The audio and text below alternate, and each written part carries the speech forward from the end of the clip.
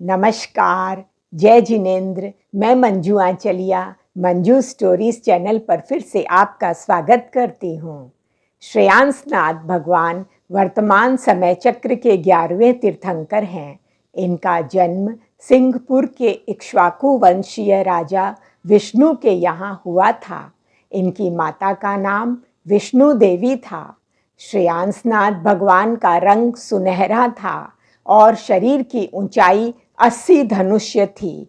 यक्षराज उनके यक्ष देव हैं और मानवी उनकी यक्षिणी देवी हैं। इनका प्रतीक चिन्ह गैंडा है। गैंडा पशुओं में अपने बल के कारण अजेय माना जाता है। इसकी खाल तलवारों के प्रहार से भी नहीं कटती। तात्पर्य है कि गैंडे की खाल की तरह क्षमा का कवच धारण करने वाले को दूसरों के क्रोध, दुर्वचन आदि प्रहारों का घाव नहीं लग सकता। अतः क्षमा धारण कर अपने को गैंडे की तरह प्रतिरोधी बनाओ।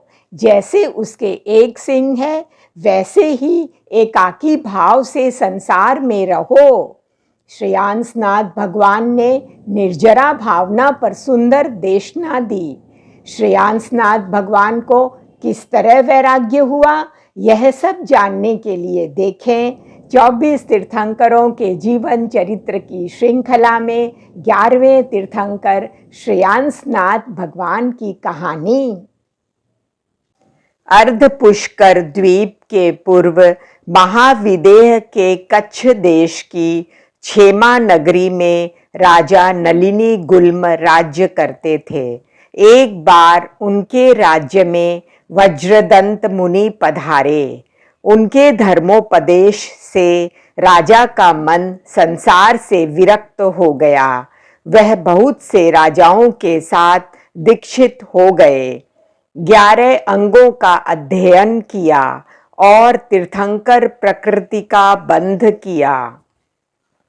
अंत में समाधि मरण पाकर वे महाशुक्र स्वर्ग में देव बने। देव आयु को पूर्ण भोग कर वे इसी जम्बू द्वीप के भरत क्षेत्र में सिंहपुर के नरेश विष्णु देव की महारानी विष्णु देवी के गर्भ में आए। गर्भकाल पूरा होने पर फाल्गुन कृष्णा द्वादशी को प्रभु का जन्म हुआ। महारानी ने 3 ज्ञानधारी बालक को जन्म दिया। भगवान श्रेयांस के पिता के पास परंपरागत एक देव द्वारा मिली हुई शैया थी। उसकी पूजा की जाती थी। जो उस पर बैठता देवता उसे कष्ट देता। जब भगवान श्रेयांस गर्भ में आए तब उनकी माता को उस शैया पर बैठने की इच्छा हुई। वह उस पर बैठ गई। फिर तीर्थंकर को गर्भस्थ जानकर देव ने उन्हें कष्ट नहीं दिया। इस प्रकार गर्भ के प्रभाव से माता की सुरक्षा हुई। अतः उन्होंने अपने पुत्र का नाम श्रेयांस रखा।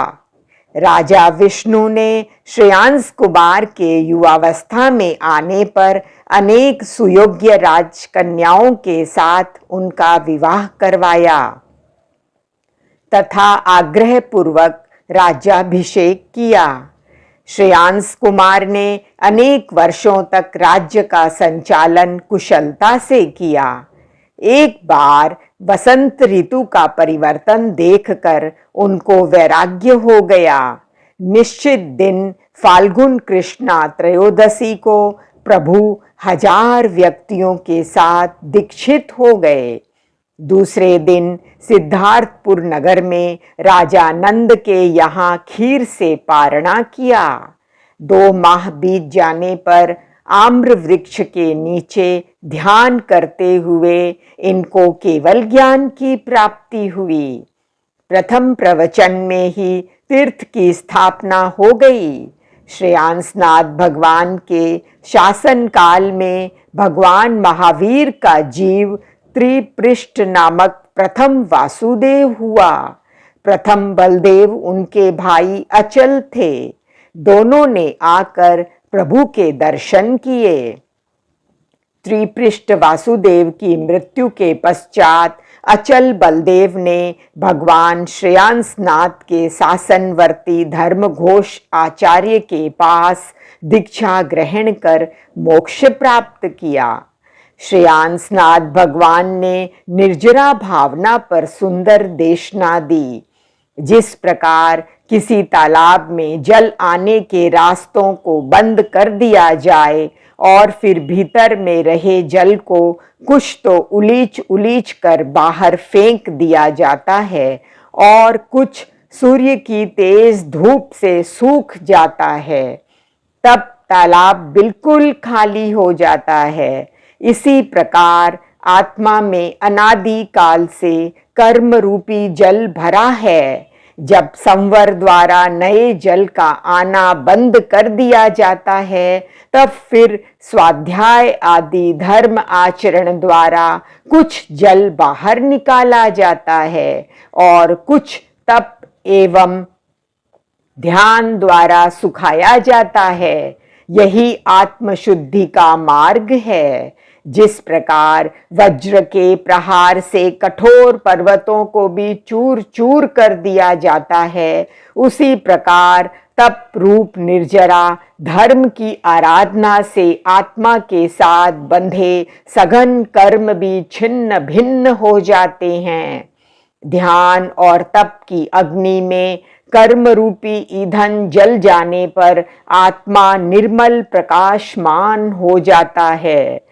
इस प्रकार श्रेयांसनाथ भगवान ने हजारों वर्षों तक ज्ञान का आलोक फैलाया।